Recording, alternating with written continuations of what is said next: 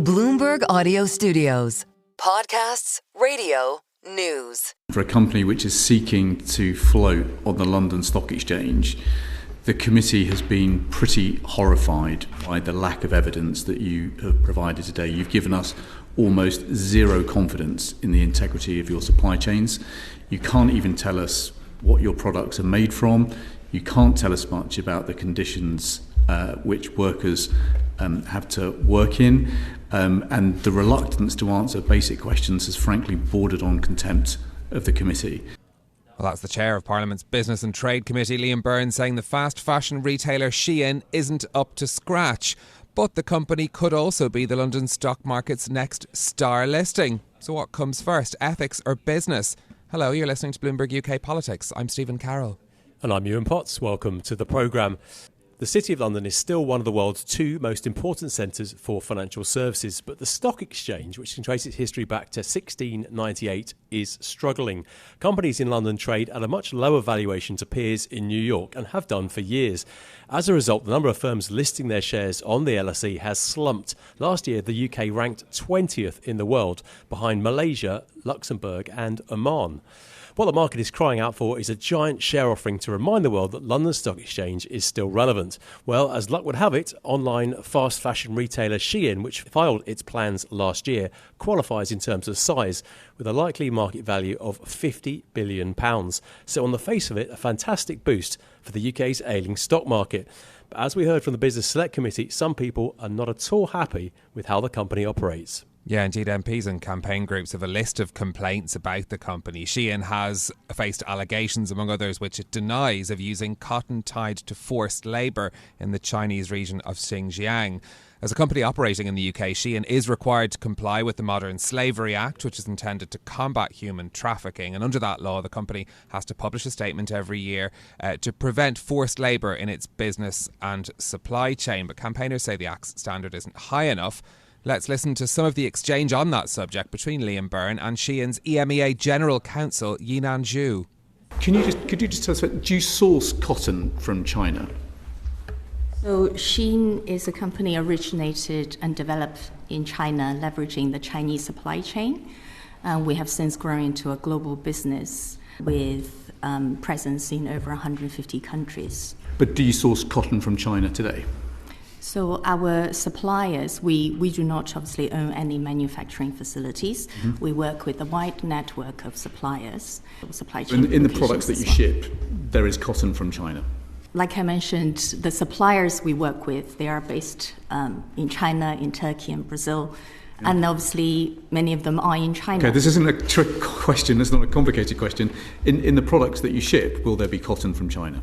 So the suppliers we work with, most of them they're based in regions... It's actually a yes or no question, actually. Do you think that there is cotton from China in the products that you ship? Yes or no? My understanding, and also, Chair, with all due respect, well as I understand that today's discussion is about international supply chain and upholding labour rights and standards, I can only answer questions as far as my position and responsibility relates to. Right, okay. But the first question is there cotton from China in the goods that you sell? So you can hear Byrne's frustration building in that exchange. He went on to try to ask that question 10 times before saying that Shein's representative was bordering on contempt of Parliament. Well, UK retail reporter Jennifer Creery was watching that hearing and she's with us now. Now, Jennifer, MPs getting pretty riled by Shein at the committee. Why are they so angry about this issue? Yeah, I mean, it was a pretty remarkable hearing. I mean, as you can hear, she couldn't answer a single question, essentially deflecting any questions that were heading her way. And I mean, the key issue here is whether or not any of Shein's item of clothing are linked to forced labour in Xinjiang, even to the point where, you know, Byrne was asking Ms. Zhu whether or not the company even feared that there was forced labour in Xinjiang. To that, she replied, you know, the company wasn't there to discuss a geopolitical issue. And so the key question is essentially transparency and fears that there are indeed forced labour links to suppliers of Shein clothing. And, Temu, by contrast, its legal counsel was a company in this space as well, another fast fashion retailer. Exactly. Its rival to Shein. It said, in contrast, that it does not permit sellers from the Xinjiang region on Temu, on the platform, and that less than 1% of the products it sells on its platform contains cotton. So there was some assurance, but Shein, by contrast, couldn't comment on the issue. Because I mentioned that Shein does publish this statement in accordance with the UK laws and the Modern Slavery Act as well, but generally what has Shein said here and elsewhere about these particular concerns? Yeah, so as you mentioned, Shein does publish a modern slavery statement on its website, and by law, it's under the Modern Slavery Act, it has to do so every year. And it has said outside of that it has a zero tolerance policy towards forced labour, and that it does adhere to the laws in the markets that they operate. But the key question here is whether or not it is aware of any links to forced labour in Xinjiang, or if it could even kind of trace the origins of its products. And to that, we don't have a clear answer. You mentioned Temu just a moment ago, of course, and a lot of other companies involved in these hearings as well. But it does seem that Shein's coming under more scrutiny because it's coming to London for that IPO, that share offer. Yeah, exactly, and it would be a pretty sizable IPO for the London market. It would give the company a valuation of approximately £50 billion, which would be London's biggest ever IPO. And given that the market has lost a chunk of its market value from companies shifting their primary listings to New York, this kind of IPO this size is very much needed, particularly given in recent years that London has lost a lot of its market value from companies shifting their primary listings to New York. It's a challenge that the market has been facing because, of course, there's this draw of first of all, valuations being so much bigger in the US market. I mean, if we think about, there was a whole debate over Raspberry Pi, which was one of the successful listings on the UK market last year. I spoke to their CEO in recent months talking about that, and he says they don't regret the decision of not going to the US, but he understands why so many companies do, because they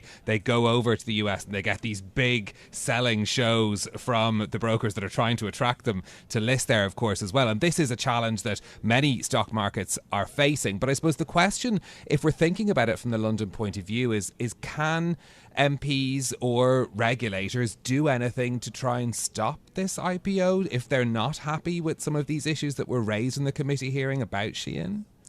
Yeah, I mean, so if you cast your mind back to the election, which seems like years ago, Labour had launched a charm offensive with Shein, essentially giving it assurances that it would not seek to block the move.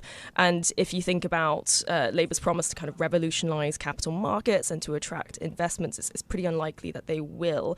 Although, according to Bloomberg reports citing people familiar, they've said that they would leave the matter up to the regulator, which does not carry out in-depth investigations into the company's employment practices. So that's definitely a cause for concern. It's certainly welcome in the city that Shein is choosing to come to London, but it should be noted that, of course, they went to go to New York first, and the Americans said they had concerns over the company and they didn't want the company, which is ostensibly Chinese, or certainly founded in China, coming to list in New York. So in a way, London is second best for the company. What does this all say about the broader health of the market for listings in the UK? Yeah, I mean, well, London has been struggling in recent years. So if you look at it in terms of fundraising volume, its global ranking has fallen dramatically, such that it's been overtaken by markets like Oman, which is 1% of the size of the UK market. So certainly a listing like this would be incredibly helpful for London. This is such an interesting dilemma because it really puts us in the centre of how the worlds of business and politics are interacting on things like this as well. And I think you've laid out very clearly how important this listing would be from a business point of view for the London markets as well. But I wonder, watching the hearings yesterday, when you saw the sort of level of emotion, MPs are really engaged on this issue, and they do seem to have very specific concerns that these sort of companies might have if they were to come and list in London. Yeah, essentially it sends out a message that, if your company is large enough, if you're able to attract this much attention, that essentially they'll give companies a free pass. And this would set a worrying precedent going forward. Okay, Jennifer Creery, our retail reporter, thanks very much for joining us with the details of that hearing as well. I mean, Yuan, it's so interesting to think about this because we know the government has been so keen, first of all, to attract growth as a broader mission as well. But, you know, we had all the courting of the business world by the Labour government going in, or the Labour Party going into these elections too, to see them face up to yet another reality of, you know, if you want a vibrant stock market, you have to be able to attract businesses from around the world. But not all of them, you know, are sort of necessarily 100% good, quote unquote, and that there are concerns that they'll want to address. Well, they shouldn't be just, I suppose, looking to try and bring anyone to the market. Yeah, it's fascinating how the mood music on China has changed from the days of David Cameron taking Xi Jinping to a pub and sharing a pint. It's not that many years ago when the UK was desperate to court China. We would say all sorts of things to get Chinese investment and Chinese business. And now the mood music, just as in America, has changed really, really so far. And I think what's interesting from this is it shows that both sides of the aisle, to use the American term, are agreed, or many MPs are agreed on the threat from China. And it's not just conservative hawks like Ian Duncan Smith who are talking about security concerns with the Chinese, but also from the Labour side, politicians like Byrne who are concerned from a liberal perspective. They're concerned about workers' rights, they're concerned about forced labour and about other human rights violations which are alleged from China. So it does seem there is some kind of consensus on this in Parliament. It isn't everybody, and certainly not everybody in the city feels this way either. So it is a difficult issue for the London Stock Exchange to balance. Yeah, indeed. And look, it's also worth reflecting on some of the bigger policy priorities that the Labour Party has if we think in terms of workers' rights. This is something that Byrne has talked about before, about how he wants, you know, the workers' rights legislation to be beefed up so that it does encompass more of the factors that we consider when we talk about the Modern Slavery Act as well, to ensure that companies that are operating here do guarantee this through their supply chain, that certain workers' rights are sustained as well. And this points to another dilemma that the UK faces now, being outside of the European sphere when it comes to regulation, because a lot of the rules that have been set have emanated from Brussels in recent decades, and now that the UK doesn't have to follow those, what choices it's going to make and whether it's going to come under pressure to perhaps not apply as rigorous regulation here in an effort to attract listing businesses versus what it would have been obliged to do versus when it was a member of the European Union. So this is yet another dilemma that we're going to hear plenty more of, but very vocal commentary from Byrne in that parliamentary committee hearing yesterday. I think, Yuan, we're going to be hearing plenty more about this as we run up to that hoped for IPO from Shein. Yeah, and a reminder of the challenge facing the London Stock Exchange. Interesting survey from Aberdeen PLC is that UK adults allocate just 8% of their wealth to shares from the UK, the lowest of any major economy. So a lot of money flowing out of the UK, and the London Stock Exchange very keen to do something about it. Well, that's it from us for today. If you like the programme, don't forget to subscribe. Give it 5 stars so other people can find it on Apple Podcasts, Spotify, or wherever you listen. This episode was produced by James Walcott, and our studio engineer was Sean Rostamakia. I'm Yuan Potts.